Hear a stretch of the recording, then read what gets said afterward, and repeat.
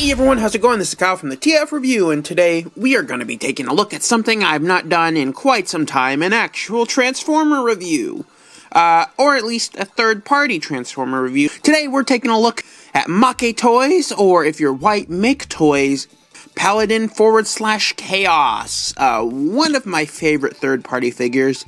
It came out in 2013 as part of the Mobine series, the short-lived Mobine series, which was essentially MakeToys' attempt to make Power Core combiners a little bit more interesting.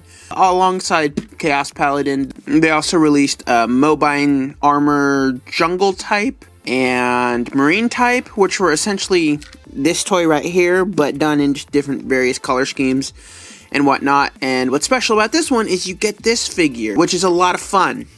So taking a quick look at the packaging, we can see it's done very nicely in the very cool early MakeToys high-end packaging type way. You got the great chrome finish, the nice deboss, and on the back it shows you a little bit more about the power core ports, the modularity of the legs, and so much more. I love this thing. So starting with, this is either Chaos or Paladin. I don't remember the order of which names they were.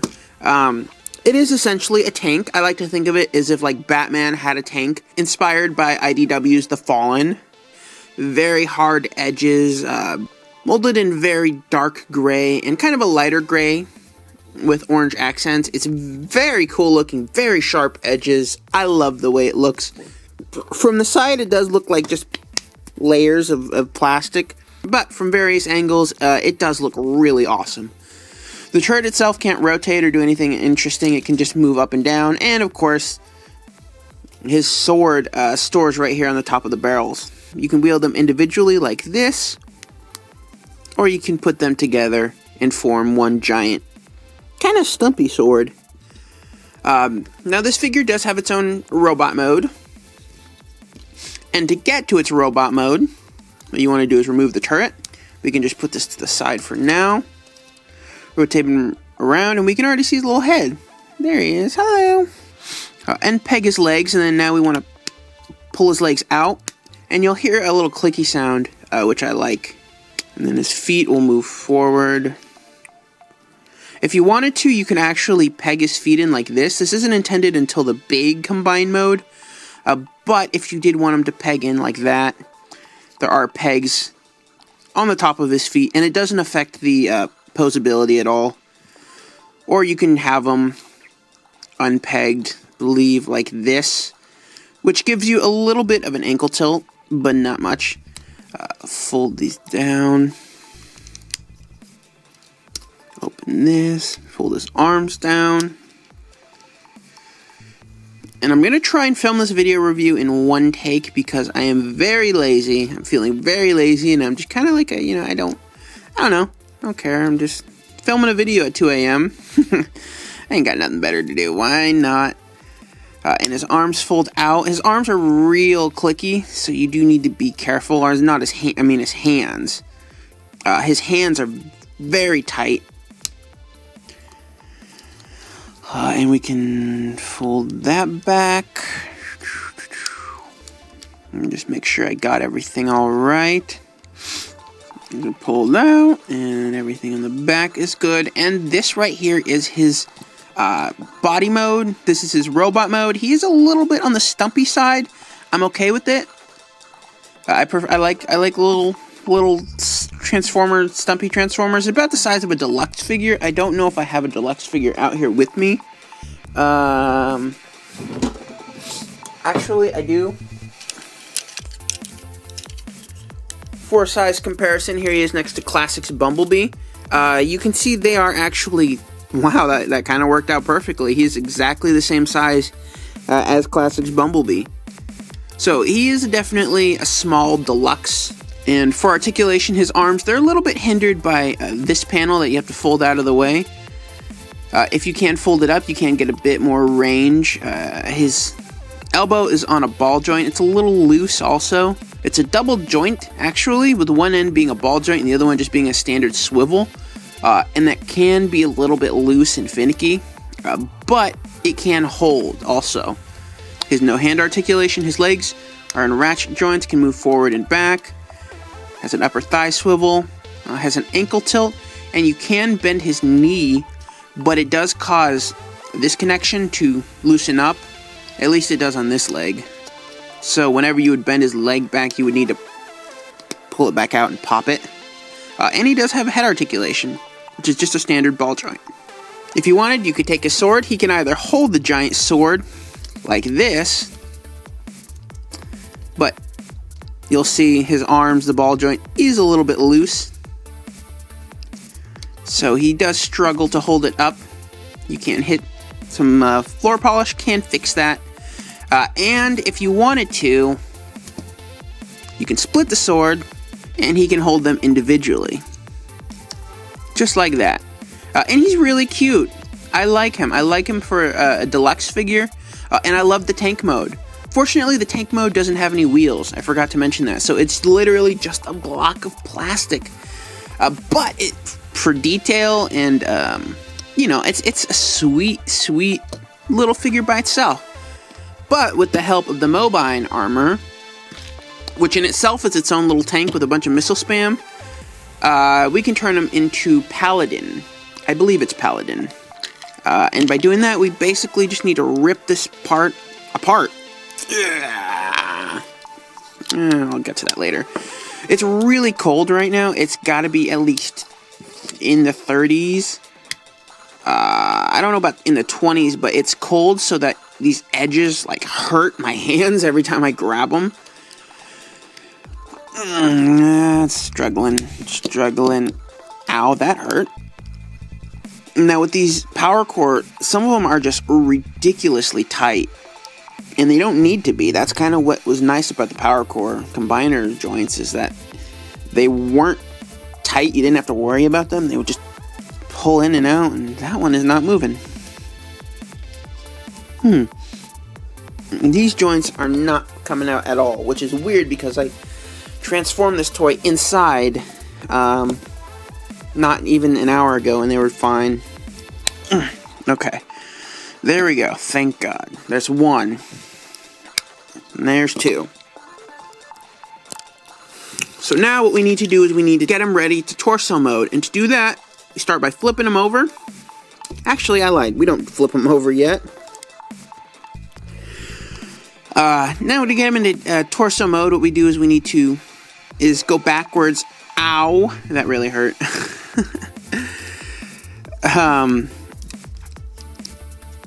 Yeah, it's freaking cold, so every little point, every little sharp edge, I think I literally picked the worst toy to transform in the cold, because it is sharp, these edges, god dang, and it hurts. It hurts. I sound like a little whiner baby. Alright, we need to redo that, which I think I have just done. Just fold it. I can make it look prettier a little bit later, don't worry. Flip him around, and you'll know he has a double joint right here. Those need to be completely back. So, it needs to be back like that. Otherwise, this piece will not be able to clip into place, which is important for the transformation. Don't worry about getting the double joint back. Move this back. And now we want to flip up his... Oof. Now we want to flip up his main head. Main head. I like that word. Let's see. Keep going. And then flip it around. And there is his big fallen head. And lift up his chest piece. And we also want to collapse the legs. And also peg the feet. You notice this little pin, little peg right there. Peg the feet into his side so he's no longer wiggling around loosely. And then lastly, we want to fold out the power core joints. Ow. And this is his torso mode. And he's got a good sized torso mode. Looks pretty good. And apart from that, it's basically fairly self-explanatory to get him into his main fallen combined mode. So we need to shuffle all these pieces. These right here are his knees. This is one knee. You want to make sure this joint is facing outwards. Find the right foot. Once you have found the right foot, you can do that, and then do the same thing again. Do this, find the right foot. And now we can peg his feet in. Make sure the PCC joints are pointed outwards.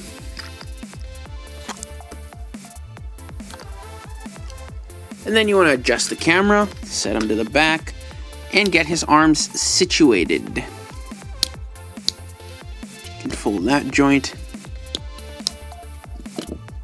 Now, with his arms are a little bit modular, so it doesn't matter which way you face him. You can either face him this way with his missile spam pointed out, or you can face him this way with these kind of vents looking out. And you can put out either this one or... Yeah, you understand what I'm saying. And I really like that about this. There's a lot of different variations. I personally like to have the detailed side facing outwards. Some people like it like this. I like it like this. It also hides the power core thing on the back. So this is how I like to display it, but there's multiple ways you can do it, and you just want to peg that arm in and watch him fall. And then do the same thing on this one.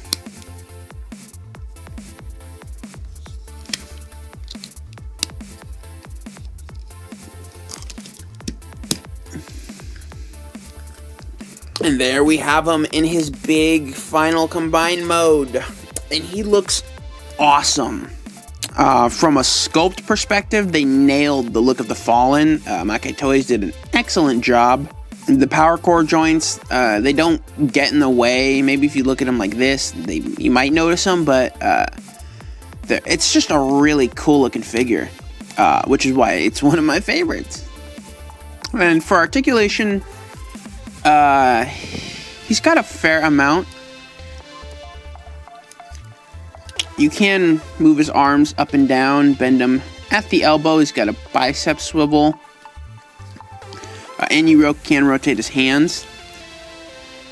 Now, depending on which way you locate his arms, can vary the articulation. If you have his arms with the empty joint facing outwards, you might get a bit more arm articulation. Flip them around. Also forgot to fold this little panel down in the back, and that actually enables a waist articulation, which is great. His head is on a ball joint.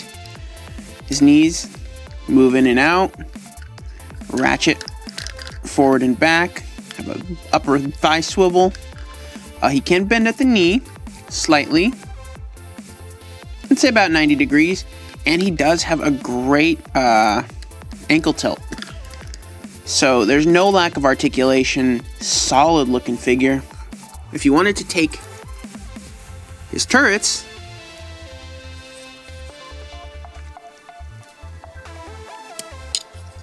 you can actually peg them.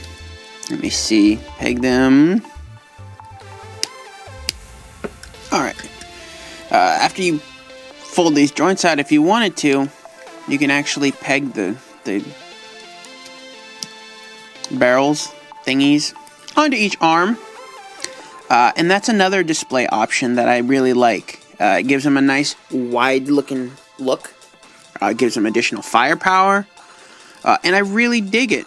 Speaking of firepower, if you wanted to, he also has a small little gun right here. It's a little mini turret. You would need to remove his hand, pull this out, and rotate it down. Close this gap. And now you can have a mini chain gun right there in his hands. Or, if you wanted to go a little bit bigger, in the back of his legs, he stores a much bigger gun.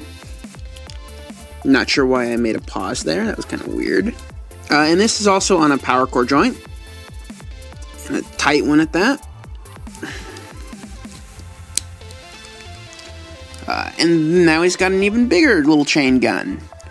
So, again, a lot of modular playability factors. I wish they did a lot more with this Mobine series, because this is a great figure. This is, I think, one of MakeToys' best standalone figures as well, that perfectly utilizes the Mobine series. And I think if they kind of kept going with it, you had a toy line that is super modular, tons of playability, tons of displayability, that I personally would enjoy a lot more than Combiner Wars.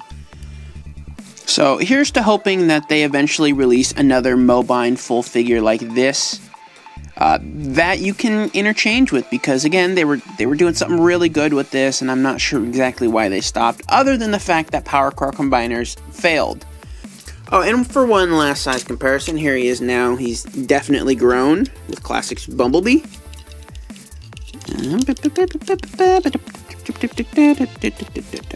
Yeah, he's huge now. So, that does it for this video review. I hope you enjoyed it. Be sure to follow me on Twitter at the TF Review, and like me on Facebook at the TF Review as well. I've got a ton more video reviews in the works, and I hope you are enjoying them as much as I am, and looking forward to bringing them to you guys. And I hope you're able to deal with my 2 a.m. loopiness. Anyway, that does it for this video, guys. See you next time.